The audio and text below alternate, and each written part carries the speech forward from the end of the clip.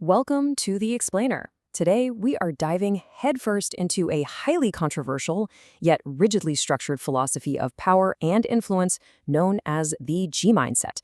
We're going to objectively unpack this intense text to really understand its radical perspectives on wealth, control, and absolute freedom. Okay, let's dive into this. The text opens with an inescapable, completely aggressive thesis. Nobody is going to save you. The author writes with this intense urgency, basically demanding that the reader stop waiting for a politician, a parent, or literally any external force to fix their life. The core argument here is that relying on hope is a massive vulnerability. Realizing that you are entirely alone in your struggles is, according to the text, the absolutely crucial catalyst for true self-reliance. Now, to decode these sprawling, confrontational rants, we've categorized the curriculum into a cohesive blueprint. We'll be covering 6 key parts: the foundation of self-reliance, redefining true success, the value in difficulty, 4 paths to wealth, the passive income myth, and finally, action over inaction. All right, starting with section 1, the foundation of self-reliance. The author outlines 3 essential tenets that absolutely must coexist. First, you have to accept you are alone. Second, you need to harness directed anger about your current lack of success. And third, you must possess an unwavering belief in your own capabilities. The text argues that missing even one of these prevents the G mindset from ever forming. To hit this home, the author shares a personal anecdote about making a pact with his brother, Tristan, to become a sayer, basically a man whose word is an unbreakable vow of strength and honor. Moving right along to section 2, redefining true success. Now, what's really interesting about this is how the author views typical, highly paid corporate jobs. He basically equates them to modern captivity. The argument presented is that while historical slaves were giving food and shelter for their labor, today that dynamic is just replaced by a paycheck that barely covers modern food and shelter. True success, in this philosophy, begins strictly with becoming a free man, possessing the absolute freedom to do what you want, when you want, literally anywhere in the world. And this freedom, it's just the first of 3 pillars for high-value status. The second is an elite network. We're talking about the ability to call multimillionaires who will drop everything to answer because they know money is on the line. The third is physical aesthetics and presence. The text argues you cannot be seen as successful if you are physically weak or lack an imposing body language. Mentality is directly linked to reality here. You simply can't possess a genuinely strong mind if you have a weak body, a weak network, or a weak bank account. Which brings us to section 3, the value in difficulty. The author asks a really blunt question. Why does it have to be quick and easy? The source uses the example of someone asking for the fastest way to get a six-pack. The author's sharp response challenges the entire premise, basically asking why life shouldn't be hard, difficult, and full of suffering. The logic here is straightforward. Value is explicitly derived from difficulty. If everyone had a six-pack or if everyone were rich, those traits would hold 0 value, right? The text asserts that you must do the grueling hard work before you even attempt the smart work. It uses this great analogy. Even the most naturally gifted tennis player in the world will get completely destroyed by an amateur if that gifted player hasn't put in thousands of hours of agonizing practice first. You don't get to access your talent until the baseline suffering is complete. Let's look at section 4, 4 paths to wealth.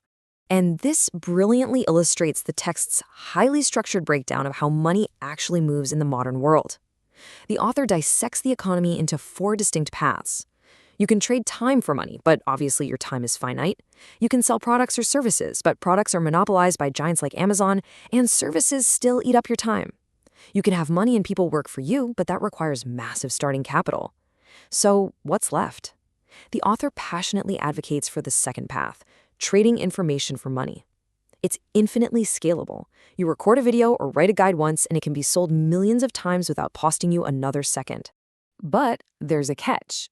The author views the digital age as a total battlefield for influence. Having valuable information is entirely useless if you cannot garner attention. Combining both, knowing something valuable and possessing the ability to make the world look at you, is presented as the ultimate unstoppable recipe for wealth. That takes us to section 5, the passive income myth.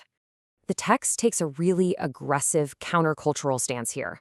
It positions passive income as a luxury earned only after relentless, exhausting active work. The author claims to work 18-hour days, stating that he only utilizes passive income systems when his own physical time and energy are completely and utterly exhausted. The author doesn't pull any punches on this topic. According to the source, broke individuals seeking passive income are fundamentally lazy. He gives this example of a 16-year-old wanting to outsource his TikTok content creation before he's even made a single dime. The author calls this mindset a complete scam to hide a lack of work ethic. Essentially, people who have no money yet want to make money while they sleep are hiding behind concepts like working smart, simply because they refuse to work hard. Finally, we reach Section 6, Action over Inaction. The source takes a highly controversial stance on mental health here, explicitly rejecting the conventional advice of medication or taking time off to rest. Instead, the text argues that depression should literally be weaponized as a fantastic motivator. The expectation is that an unhappy person should respond by producing a massive daily list of achievements: running, lifting weights, working a second job. The philosophy champions relentless action over inaction at all costs. To keep this intense momentum going, the author relies heavily on cognitive reframing. It's a simple linguistic shift from "I have to" "I get to." You don't have to go to work. You get to go to work, unlike someone who is unemployed. You don't have to fix your car. You get to fix your car, a privilege someone without a vehicle doesn't have. The author installs these mental frames deliberately to foster a state of constant appreciative momentum. So, the crucial point is this vivid metaphor: speed defies gravity. By constantly attacking life, making money, traveling, starting new businesses, moving relentlessly from one achievement to the next, the text argues that you move too fast for unhappiness to ever catch up with you. The G mindset is undeniably intense. It's an unapologetic rejection of modern comforts, advocating for a life built on relentless momentum, hyper-competitiveness, and extreme self-reliance. It leaves us with a final, really critical question to ponder. Can relentless momentum and constant action truly outrun depression and solidify a powerful mindset? Or is it simply a dangerous extreme? We'll leave that up to you to decide.